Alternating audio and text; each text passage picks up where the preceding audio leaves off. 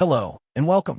Today I'll demonstrate how to convert step format to STL using MiConvert's free online tool. Let's begin.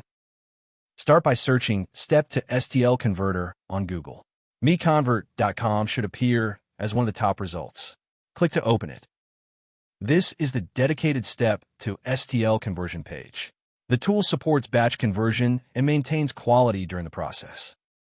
To begin, click Choose File to open the file browser.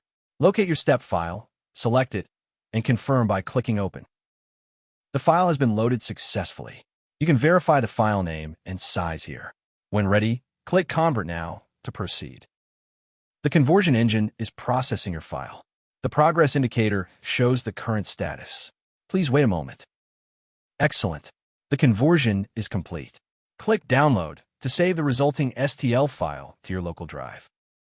Thank you for watching. For more file conversion tools, visit MiConvert.com.